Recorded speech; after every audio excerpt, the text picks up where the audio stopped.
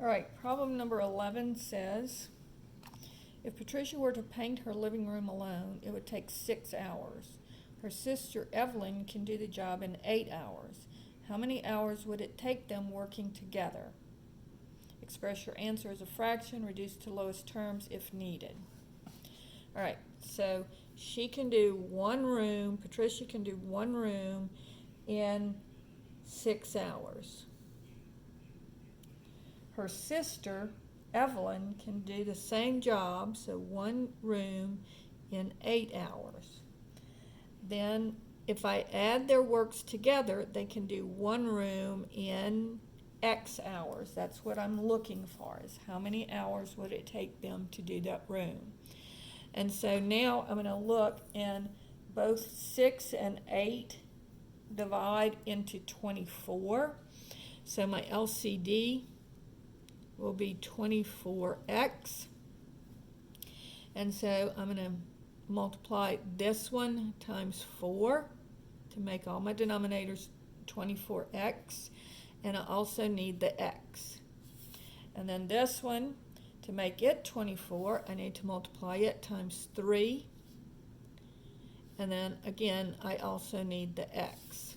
Now this one has the x, it needs the 24. So all my denominators are now 24x, so I can scratch them out. So I get 4x plus 3x equals 24. So combining my like terms, I get 7x equals 24, and divide both sides by 7. So x is equal to 24/7. And that's the way that they want you to leave your answer. So 24/7 hours, right? Problem number 12 says, solve the following rational equations and simplify your answer. Right, so the first one is negative x over 2 plus 1/2 is equal to negative 2x over 5. So here my LCD is going to be 2 times 5, which is 10, because both 2 and 5 go into 10. All right, so I'm going to multiply here. This one has to be multiplied by 5, and this one also by 5. And this one needs to be multiplied by 2. So now all of my denominators are 10, so I can scratch through them, and I get negative 5x plus 1 times 5 is 5, equals negative 2 times 2 is 4x, right? So now I need to get all the x's on one side of the equation, so I'll add 5x. And so this will give me 5 is equal to 5 minus 4 is 1, so it would just be 5 is equal to x. And that is my solution. And there are no x's in my original denominator, so I don't have to worry about any kind of restricted values on this one. All right? Problem number 13 says, negative 4 over x minus 4 plus 3 over x plus 10 equals 1. All right, so on this one,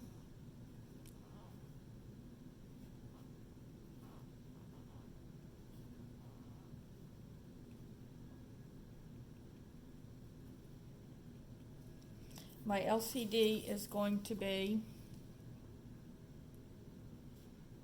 x minus 4 times x plus 10. And this is 1 over 1. So this one has, so notice my restricted values here is x cannot equal 4 and x cannot equal negative 10. All right, because that's what would make this one 0 or this one 0. So this one has the x minus 4. It needs the x plus 10. So multiply numerator and denominator by x plus 10. This one has the x plus 10. It needs the x minus 4. And so this one doesn't have anything, so it needs both of them.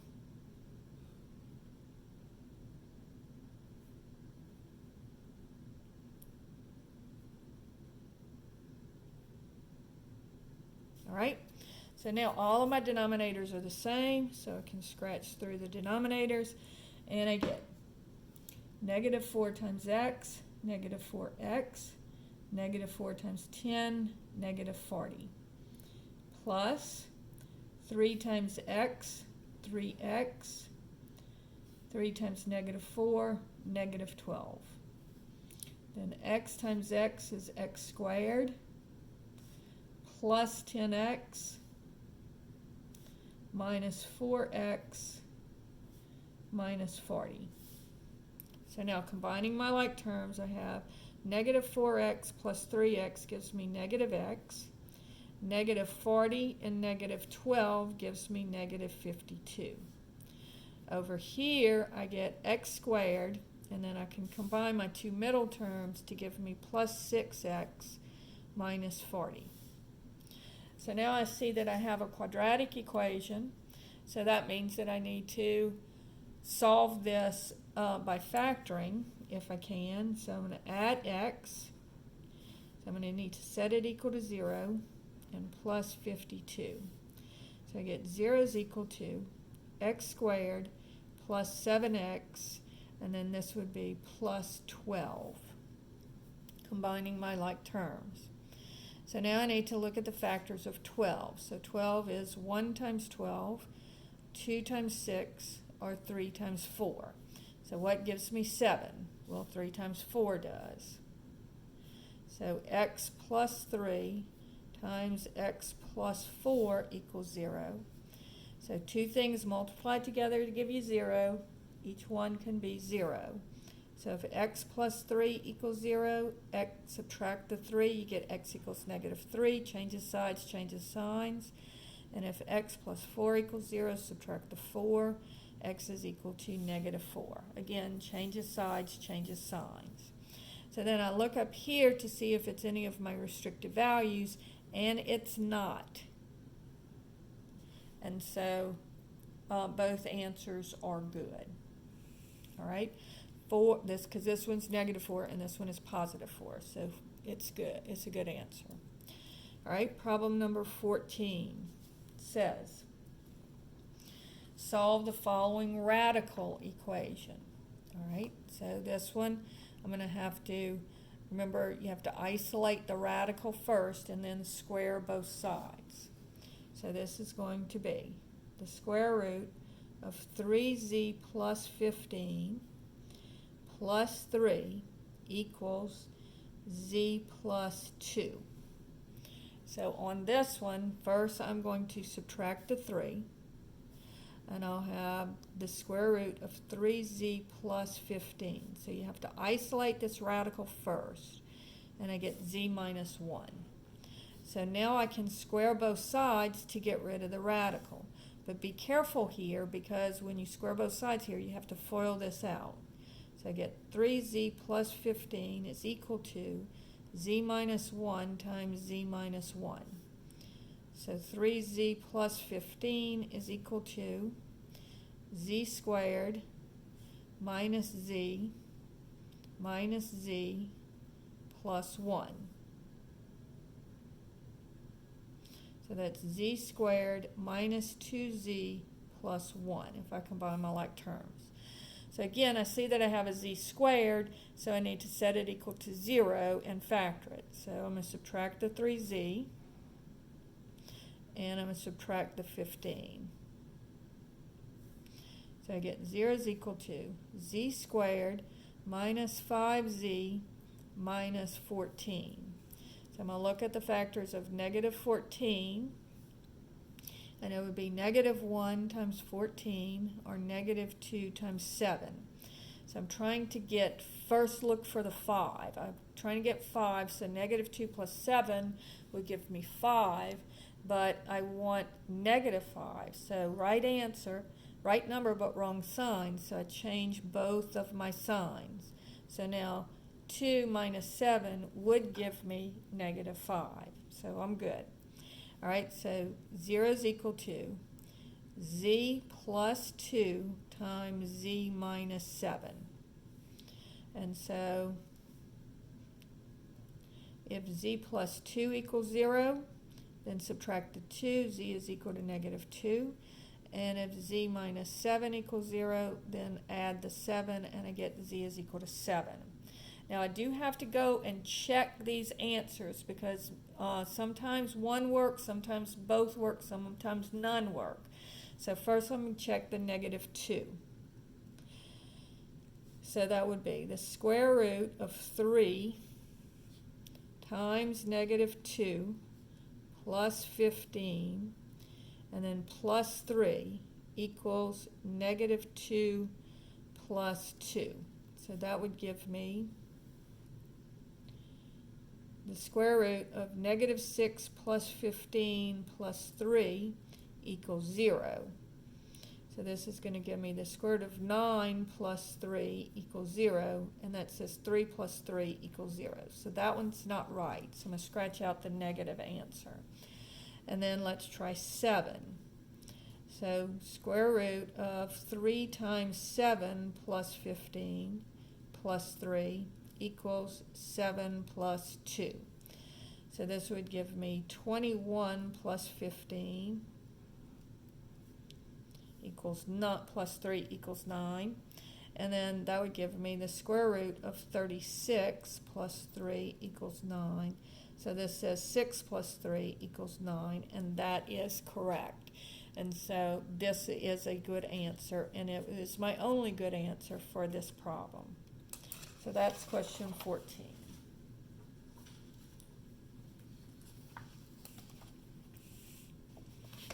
Question 15 says, consider the following pairs of numbers. Determine the distance between them and the midpoint.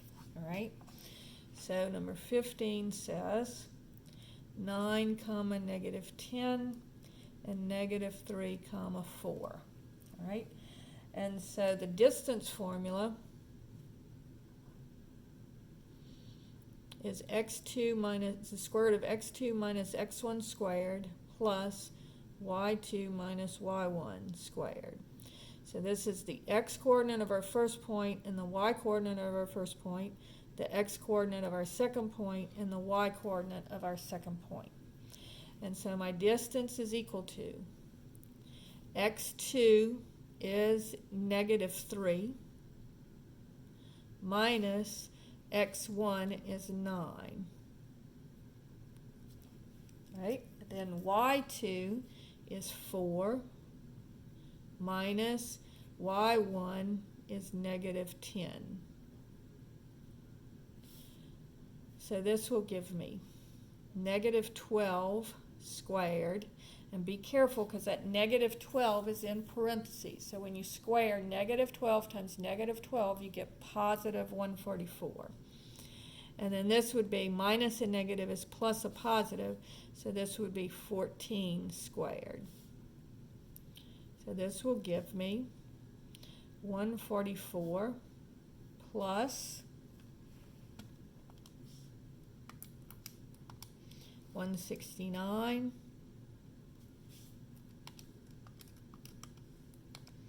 equals the square root of 340. Now I do need to simplify that, so remember I'm going to do 340 and I'm looking for 4, 9, and 25. Alright, so if I divide it by 4, I get 85.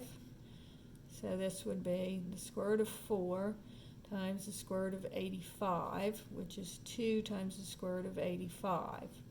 I have to keep going. Does 4 divide into it again? Well, obviously not because it's not even. Then I'll try 9. That doesn't work. And 85 is not divisible by 25 either. And so my final answer will be 2 times the square root of 85. Right? Now my midpoint is x1 plus x2 over 2, y1 plus y2 over 2. And so this is going to give me x1 is 9 plus negative 3 over 2, and then negative 10 plus y2 is 4. And so this gives me 6 over 2, and this gives me negative 6 over 2. So dividing that, I get 3 comma negative 3. So this is my midpoint, and this is my distance. Problem number 16 says, find the x and y intercepts if possible. All right, so I have 2y minus 7x equals negative 14. So to find my x-intercept, remember x-intercepts are where y equals 0, and y-intercepts are where x equals 0. So on this one, I'm going to let y equals 0, so 2 times 0 would be 0, so I just get negative 7x equals negative 14, and divide both sides by negative 7, so x equals 2. So this will give me the point. The y is 0, the x is 2, so that's x comes first, then the y. All right? So over here, I let x equal 0. Well, 7 times 0 is 0, so this would just be 2y equals negative 14. Divide both sides by 2, and I get y is equal to negative 7. And so I have to write my answer as a point. So this would be the x is 0, the y is negative 7. All right, so that's question number 16. And then steps 2 says to graph it. And so I do have the graph here. So 2 over 2 up 0 is my first point. And my second point is over 0 down 7. 1, 2, 3, 4, 5, 6, 7. And then I just draw my line. All right. Problem 17 says, find the slope of the line that passes through the following points. Simplify your answer. So it is 5, 10 and 5, 5. So remember, my slope formula is y2 minus y1 over x2 minus x1. So here's x coordinate of my first point, y coordinate of my first point, x coordinate of my second point, y coordinate of my second point. And so this is going to give me y2, 5, minus y1, 10, over x2, 5, minus x1, 5. So this gives me negative 5 over 0, and that is undefined. And so your slope here is undefined, which means what? It means it's a vertical line. All right? Problem number 18 says, find the slope of the line determined by the following equation. 7x minus 8y equals 1. So the easiest way to do this is to put it into slope-intercept form. Y equals mx plus b, because the slope is the m. And so all I'm going to have to do here is solve for y, because I need the y by itself. So first I'm going to bring the 7y to the other side. Remember, changes sides, changes signs. So this 7x becomes negative 7x, and this should be an x, not a y. And then I need to divide everything by negative 8. I have y is equal to 7/8 x, because the negatives cancel, and then minus 1/8. So what's my slope here? 7/8. And of course my y-intercept is negative 1/8, but they didn't ask me for that. Okay, question number 19 says, find the equation of the line in slope-intercept form that passes through the following point.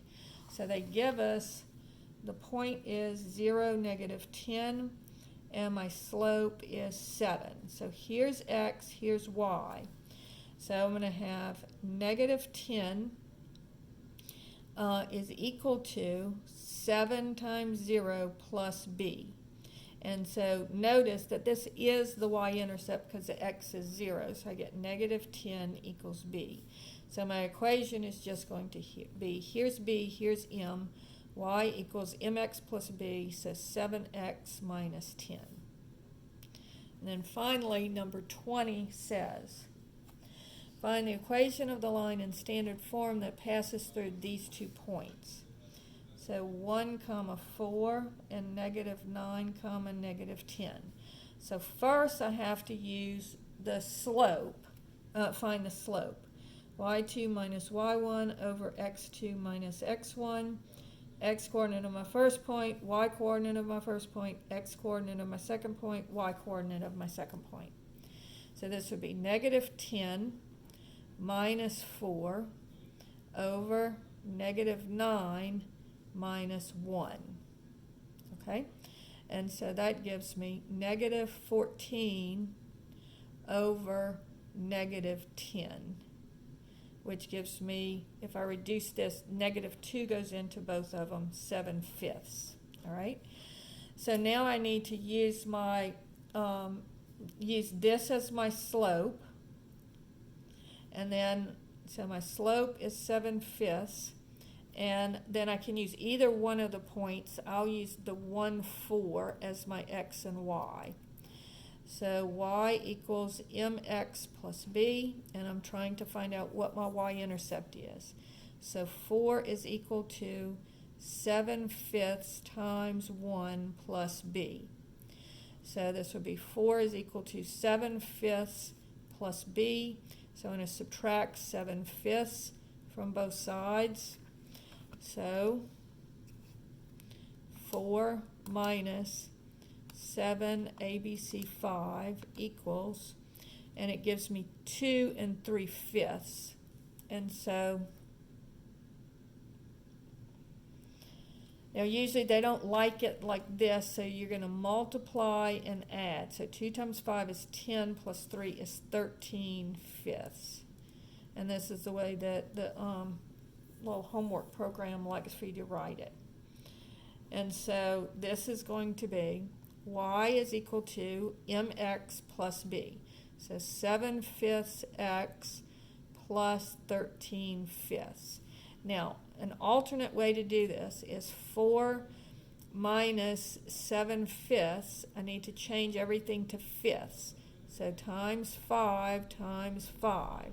So 20/5 minus 7/5 gives you 13/5. And then that's what b is 13/5. So just to show you how to do it by hand. So that finishes up the second set of 10.